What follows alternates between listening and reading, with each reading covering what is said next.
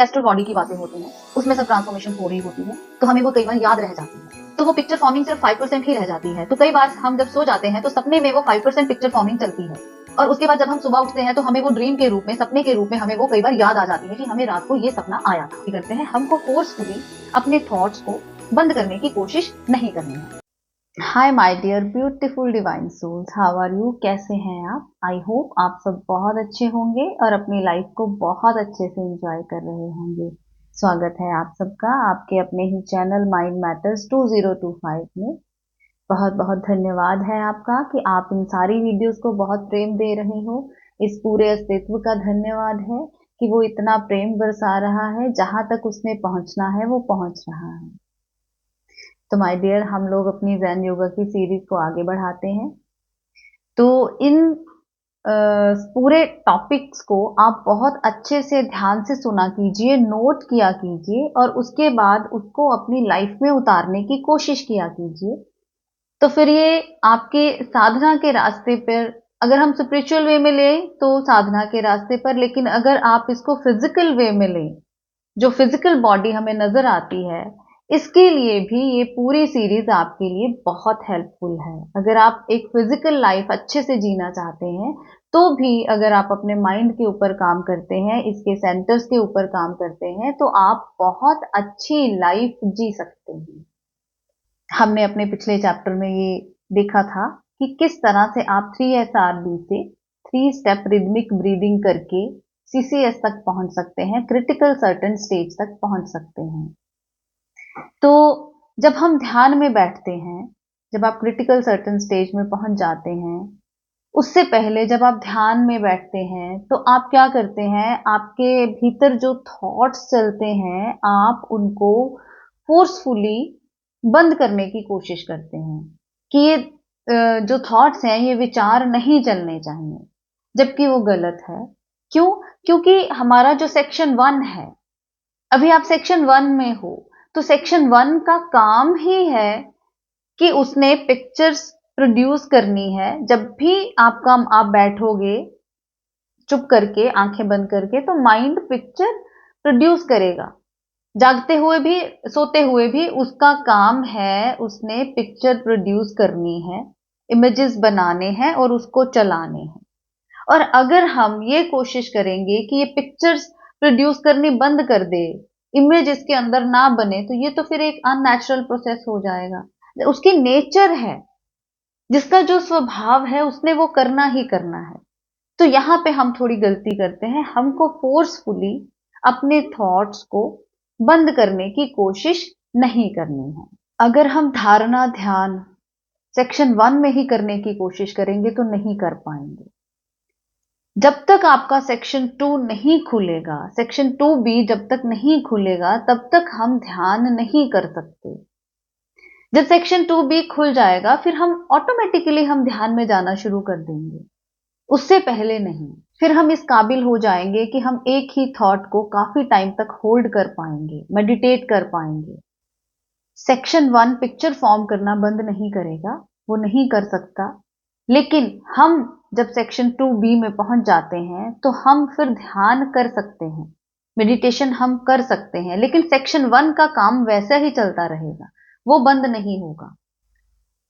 तो हमने अपने सेक्शन 1 को ये नहीं बोलना है कि आप पिक्चर फॉर्म करना बंद कर दो, हमने अपने सेक्शन 2B को डेवलप करना है, उसको नहीं बोलना है। हमने अपनी मेहनत करनी है। कैसे? जैसे मैंने आपको बताया हुआ है, 3SRB से, 3 स्टेप रिदमिक ब्रीदिंग से आप अपनी सांस के ऊपर काम कीजिए। पूरा एक वीडियो दिया है मैंने इसके ऊपर कि किस तरह से अपनी सांस के ऊपर काम करना है। ड्रिफ्ट वॉचिंग कीजिए, करेक्टिव मेथड्स को अपनाइए, जिंदगी के किस तरह से जीना है, किस तरह से हैबिट्स को चेंज करना है, कितना सोना है, कब सोना है, ये सारी वीडियोस आपको दी जा चुकी हैं। आप इसके ऊपर काम कीजिए। आप बैठते हैं और अपने थॉट्स को वॉच करते हैं, इसको आप मेडिटेशन कहते हैं। एक्चुअली में ये मेडिटेशन नहीं है, ये आप ड्रिफ्ट वॉचिंग कर रहे हो। आपका माइंड जब भी इधर उधर भागता है, आप उसको खींच के बड़े प्यार से उसको फिर से वापस लेके आते हैं। ये अभी गहरे ध्यान में जाने से पहले की प्रेपरेशन है, स्टेप है एक, कि हम अपनी सांस के ऊपर ध्यान करते हैं, अपने विचारों को देखते हैं कि माइंड इधर गया उधर गया, फिर उसको वापस लेके आते हैं, तो हम एक साधना कर रहे हैं, हम किसी चीज को साध रहे हैं ताकि हम ध्यान में उतर सके, वहां तक पहुंच सके। जब हम अपनी पूरी तैयारी कर लेंगे तो ध्यान में तो अपने आप ही छलांग लग जाएगी। फिर उसमें हमें मेहनत पहले करनी पड़ेगी, लेकिन ध्यान में जाने के लिए कोई मेहनत नहीं करनी पड़ेगी। जब हम अपने आप को तैयार कर लेंगे तो वो छलांग अपने आप ऑटोमेटिकली लग जाएगी। इस तरीके से आप अपने माइंड के सेंटर्स को और ब्रीदिंग को अलाइन कर पाएंगे। इसलिए हमारे लिए जरूरी है कि क्रिटिकल सर्टेन स्टेज तक पहुंचे, उसके बाद ध्यान में उतरना या कंसंट्रेशन हमारे लिए इजी हो जाएगा। हम ये पहले चैप्टर्स में पढ़ चुके हैं कि हमारी सेंटर्स की फ्रीक्वेंसी किस तरह से राइज होती है, किस तरह से फॉल होती है, किस तरह से हॉरिजेंटल जाती है, किस तरह से वर्टिकल जाती है। ये पूरा चैप्टर का मैंने एक वीडियो आपको दिया हुआ है पहले। अगर आपके सेक्शन 3 और सेक्शन 4 खुल जाते हैं, उनके ऊपर आप देख सकते हो कि अगर आपने सेक्शन 1 के ऊपर काम कर लिया और करते करते सेक्शन 2 खुला, करते करते सेक्शन 3 और सेक्शन 4 खुला, तो सेक्शन 1 में जो इंटरप्ले चल रहा है आपके सेंटर्स का, वो आप खुद देख सकते हो। जैसे कि पीजे सहर जी ने इसको मैथमेटिकली भी समझाया है। मैंने एक एपिसोड में आपको पूरा कैलकुलेट करके भी बताया था कि किस तरह से इंटेंसिटीज जो है वो वेरी करती हैं। तो जब एक ही तरह के इम्पल्सिस हमारे माइंड में जाते रहते हैं और हम उन पैटर्न्स को रिपीट करते रहते हैं, तो बहुत चांसेस हैं कि जो नेगेटिव पैटर्न्स हैं वो आपके अंदर तक गहरे में चले जाएं। जब हम एक ही थॉट को नेगेटिवली सोचते रहते हैं, बार बार उसकी रेपिटेशन करते हैं, जितनी बार हम उसको रिपीट करेंगे उतनी बार वो हमारे अंदर सबकॉन्शियस में घर कर जाएगा, और फिर वो ब्लड सेल्स में, वो नेगेटिविटी ब्लड सेल्स में चली जाएगी, और फिर वो सेल्स डैमेज हो जाएंगे, नए सेल्स बनेंगे नहीं, क्योंकि आप पॉजिटिव कुछ क्रिएट ही नहीं कर रहे हो, तो वो डैमेज होने शुरू हो जाएंगे सेल, और बहुत सारी डिजीज हमें लग सकती हैं। और फिर ये बॉडी जिसके थ्रू हम एक क्रिटिकल सर्टेन स्टेज तक पहुंच सकते थे, ये बॉडी हमने डैमेज कर ली। तो इसलिए माय डियर, जब भी नेगेटिव थॉट्स आते हैं तभी उनके ऊपर काम करना बहुत जरूरी है।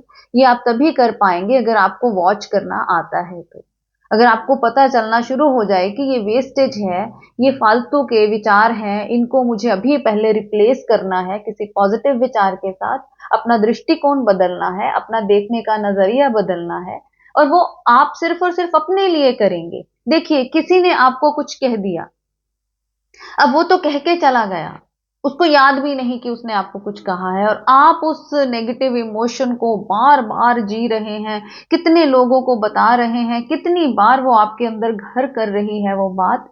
तो इससे किसको इफेक्ट होगा? आप ही को होगा। आपका माइंड नेगेटिव जाएगा, बॉडी में बीमारी आ जाएगी, और फिर भयानक बीमारी से भयानक मौत आपको मिल जाएगी, और आप अपना ये अमूल्य जीवन, जिसमें कि आप पता नहीं क्या क्या कर सकते थे, एक अच्छी क्रिटिकल सर्टेन स्टेज को कवर करके आप एक मॉलिक्यूलर बॉडी तक, इलेक्ट्रॉनिक लेवल तक आप पहुंच सकते थे, लेकिन आपने वो जीवन व्यर्थ कर दिया। तो माय डियर, आप 3 SRB करके, 3 स्टेप रिदमिक ब्रीदिंग करके, ड्रिफ्ट वॉचिंग करके, करेक्टिव मेथड्स अपना के, जिंदगी के सही तरीकों को अपना के आप एक अच्छी स्पिरिचुअल जर्नी कर सकते हैं। और अगर आप स्पिरिचुअल जर्नी नहीं भी करना चाहते, अगर आप क्रिटिकल सर्टेन स्टेज तक नहीं भी पहुंचना चाहते, तब भी अगर आप एक फिजिकल लाइफ, अब संसार में तो आप आए हैं ना, जिंदगी तो आप जी रहे हैं, अगर ये जिंदगी भी आपको अच्छे तरीके से जीनी है तो ये सारी प्रैक्टिसेस आप कीजिए।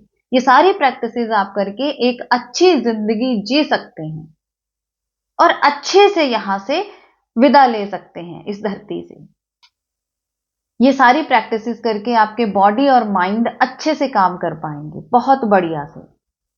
जब तक हमारा सेक्शन 1 के ऊपर पूरी तरह काम नहीं होगा, ये डेवलप नहीं होगा, तब तक सेक्शन 2 नहीं खुल सकता।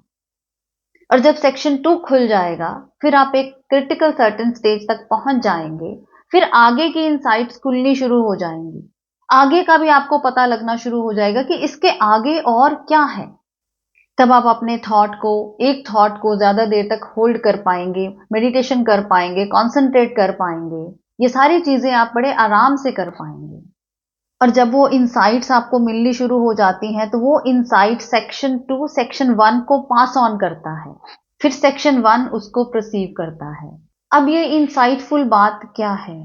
एक एवरेज ह्यूमन बीइंग जब जाग रहा होता है तब उसका सेक्शन 2 काम नहीं करता, लेकिन जब वो सो जाता है तो उसका पिक्चर फॉर्मिंग 95% कम हो जाता है, तो वो पिक्चर फॉर्मिंग सिर्फ 5% ही रह जाती है। तो कई बार हम जब सो जाते हैं तो सपने में वो 5% पिक्चर फॉर्मिंग चलती है, और उसके बाद जब हम सुबह उठते हैं तो हमें वो ड्रीम के रूप में, सपने के रूप में हमें वो कई बार याद आ जाती है कि हमें रात को ये सपना आया था। कभी कभी सबकॉन्शियसली हमारा सेक्शन 1 काफी कुछ चीजें सेक्शन 2 में ट्रांसफर कर देता है। जब हम सोए होते हैं तो ये ट्रांसफॉर्मेशन होती है डीप स्लीप में, तो वो कुछ इंफॉर्मेशन वहां से सेक्शन 2 से इकट्ठी करके सेक्शन 1 में दे देता है।